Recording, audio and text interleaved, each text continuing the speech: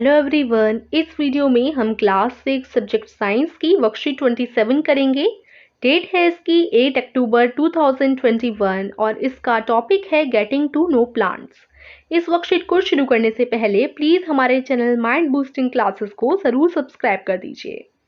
तो ये getting to know plants ये आपका साइंस का चैप्टर भी है। इसकी लिंक आपको डिस्क्रिप्शन में मैं दे दूंगी, जिससे आप इस चैप्टर को अच्छी तरीके से समझ सकें और वर्कशीट करने में भी आपको आसानी रहे। तो डिस्क्रिप्शन में दी गई लिंक पर जाकर इस चैप्टर को ज़रूर देख लीजिएगा। तो आइए अब शुरू करते हैं। वर्कशीट में आपको प्लांट के स्टेम के बारे में जानकारी दी गई है। स्टेम मतलब प्लांट का, पौधे का तना। Stem is a part of the plant which usually grows above the ground. It is generally green in color. ये जो आपको पिक्चर दे रखी है, इसमें जो स्टेम है वो ये है, यानी जो जड़ें होती हैं उसके ऊपर से जो होकर तना गुजरता है एक प्लांट का, उसको हम लोग कहते हैं स्टेम। तो स्टेम यूजुअली ऊपर की तरफ ही जो है उगता है और it is generally green in colour, और ज़्यादातर हर एक पौधे का जो स्टेम होता है वो हरे रंग का होता है।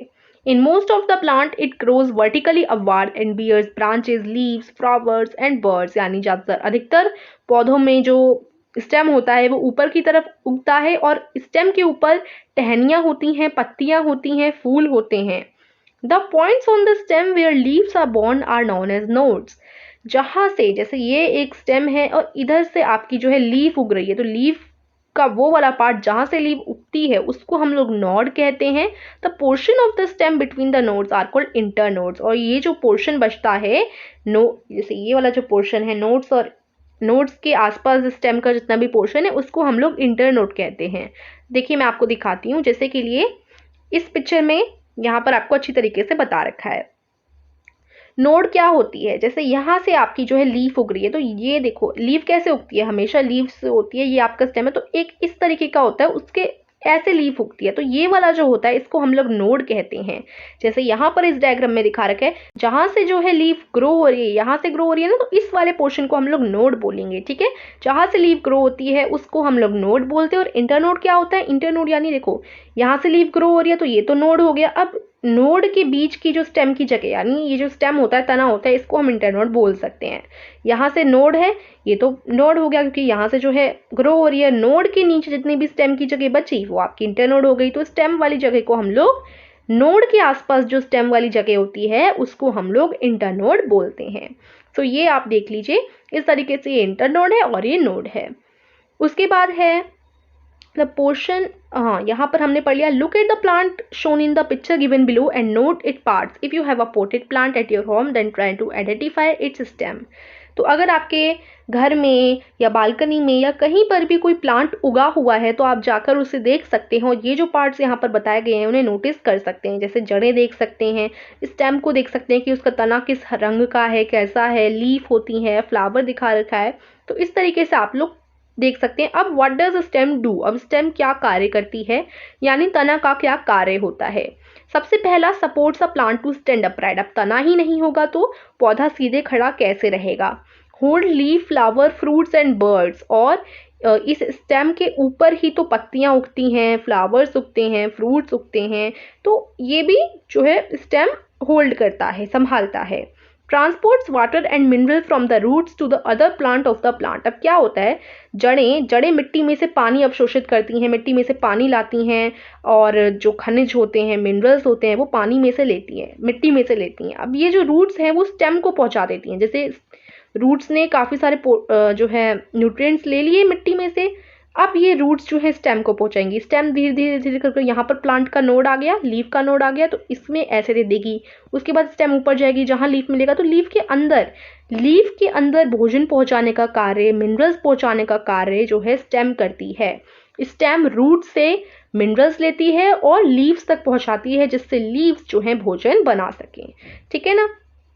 ई है, in some plants stem make food from plant like in cactus. अब जो डिजर्ट प्लांट होते हैं जैसे कैक्टस हो गया, तो कैक्टस जैसे प्लांट में तो स्टेम ही जो है भोजन बनाती है। आपने सुना होगा यूजुअली जितने भी प्लांट्स होते हैं उनमें तो पत्तियां भोजन बनाती हैं, लेकिन डिजर्ट प्लांट जैसे कैक्टस वगैरह है, तो कैक्टस वगैरह डिजर्ट प्लांट में जो है स्टेम ही भोजन बनाती है। ठीक है, तो ये सारे जो है कार्य होते हैं एक स्टेम के। उसके बाद यहाँ पर आपके लिए एक एक्टिविटी है। यहाँ पर आपको एक्टिविटी दिखा रखी है कि जो रीता थी उसने क्या किया, Rita took a small plant with white flowers, she cut it from stem base and place it in a glass containing coloured यानी blue water, she left it undisturbed for one day. तो रीता ने क्या किया, एक छोटा सा प्लांट का plant ले लिया, उसने छोटा सा प्लांट ले लिया जिसमें वाइट फ्लावर लगा हुआ था। उसने क्या किया, जैसे ये आपका प्लांट है, ये फूल है, प्लांट का जो स्टेम का थोड़ा सा हिस्सा होता है ना, प्लांट का स्टेम का हिस्सा काट दिया, ठीक है। उसके बाद कट करने के बाद उसने तना काट दिया प्लांट का। उसके बाद उसने क्या किया, ग्लास कंटेनिंग, एक ग्लास में उस पौधे को रख दिया। उस ग्लास में क्या थी, ब्लू कलर का पानी, पानी नहीं बोल रखा, ब्लू कलर का कलर्ड ब्लू वाटर, यानी ब्लू पानी था, रंग डला हुआ था उस पानी में ब्लू कलर का। She left it undisturbed from one day, उसके बाद उसने उस पौधे को उस ब्लू कलर के रंग वाले पानी में ही छोड़ दिया एक दिन तक। उसके बाद अगले दिन उसने क्या ऑब्जर्व किया, on the next day she observe colour patches on the petal of white flower of the plant. अब अगले दिन उसने ऑब्जर्व किया कि जो व्हाइट फ्लावर था उसके ऊपर तो ब्लू ब्लू कलर के थप्पे से जम गए हैं, यानी पैचेस लग गए हैं। सो अब ऐसा क्यों हुआ, ये आपका क्वेश्चन है, कैसे हुआ, क्योंकि देखो हमने क्या पढ़ा था कि रूट्स जो हैं, जो स्टेम होता है वही तो ऊपर तक खाना पहुंचाता है। अब स्टेम को तो आपने ब्लू कलर के कलर्ड वाटर में डाल दिया। अब जो ब्लू कलर का पानी है, ब्लू कलर का कलर है, उसी को स्टेम ने ले लिया और उसी को फ्लावर तक पहुंचा दिया। इसलिए जो फ्लावर है वो हल्का हल्का ब्लू कलर का हो गया, क्योंकि स्टेम ने क्या लिया, ब्लू कलर का पानी लिया, ठीक है ना, इसलिए ये हुआ। तो think and answer why did it happen, अब आपको बताना है कि ऐसा क्यों हुआ।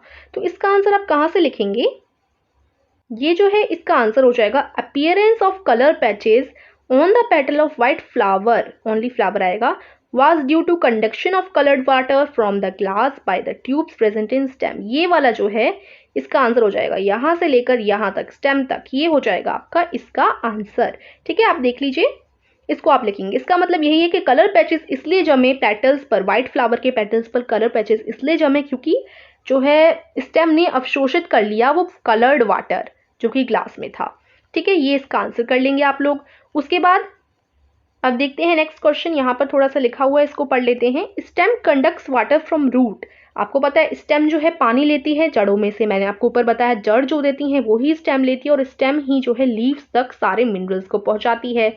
Minerals dissolve in water move up in the stem along with water. अब मान लो ये जड़ें हैं, जड़ें मिट्टी में से पानी लेंगी, पानी के अंदर क्या होते हैं, खनिज होते हैं, मिनरल्स होते हैं।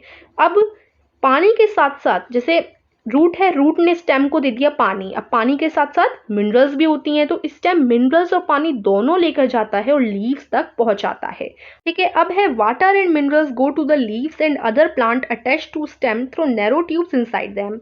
अब देखो वो जो पानी और मिनरल्स हैं, जैसे ये जड़ें हैं यानी रूट्स हैं, और स्टेम जो है, रूट्स क्या ले रही हैं, वाटर और मिनरल्स ले रही हैं, स्टेम जो है उन्हें ले लेगा और ये जो है लीव्स वगैरह तक पहुंचा देगा।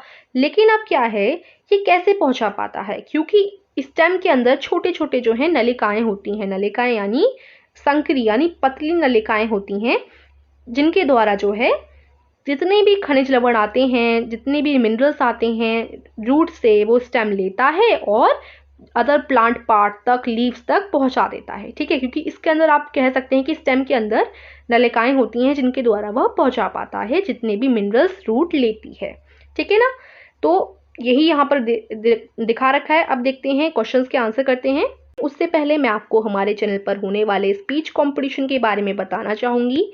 स्पीच कंपटीशन में आपको स्पीच की वीडियो भेजनी है, कहाँ भेजनी है ये जानने के लिए आप डिस्क्रिप्शन में दी गई लिंक पर जा सकते हैं, वहाँ पर आपको सारी जानकारी मिल जाएगी। इस बार जितनी भी स्पीच की वीडियोस आप हमें भेजेंगे सारी हम अपने चैनल पर अपलोड करेंगे और उसमें से 10 विनर्स हम लोग चुनेंगे जिनको प्राइजेस और सरप्राइज गिफ्ट दिए जाएंगे।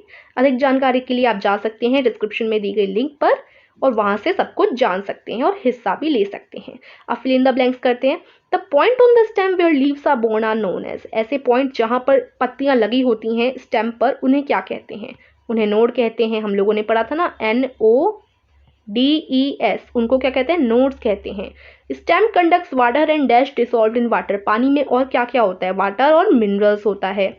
सो MINERALS, वाटर एंड मिनरल्स। सो इस तरीके से इधर नॉड आ जाएगा और इधर मिनरल्स आ जाएंगे। बी है appearance of colour patches on petals of white flowers was due to conduction of coloured water from glass by tubes present in stem. Colour patches जो पड़ जाते हैं वाइट कलर के फ्लावर पे वो इसी वजह से पड़ते हैं क्योंकि स्टेम उन्हें अवशोषित करता है। तो इसका आंसर यस है, स्टेम ही उनको ले लेता है और फ्लावर तक पहुंचा देता है, इसलिए ब्लू कलर के पैचेस उसमें जम जाते हैं। सी है right to function of stem. और अब आपको क्या करना है, स्टेम के बारे में दो फंक्शन लिखने हैं कि स्टेम के दो कार्य क्या होते हैं। सो इसका आंसर आप इधर से लिख सकते हैं, ए और बी ये दोनों आप लिख दीजिए, ठीक है, ये आप लिख दीजिए और ये हो जाएगा आपका आंसर नंबर लास्ट का क्वेश्चन है सी, आंसर नंबर सी आपका हो जाएगा। Support a plant to stand upright, hold leaf flower fruit and bird, ये दो आप ए बी डालकर लिख दीजिएगा फंक्शन में, आंसर नंबर सी ये हो जाएगा। यहीं पर आपकी आज की वर्कशीट फिनिश होती है। आशा करती हूँ आपको समझ आई होगी। वीडियो को लाइक कीजिए, चैनल को सब्सक्राइब कीजिए। Thank you.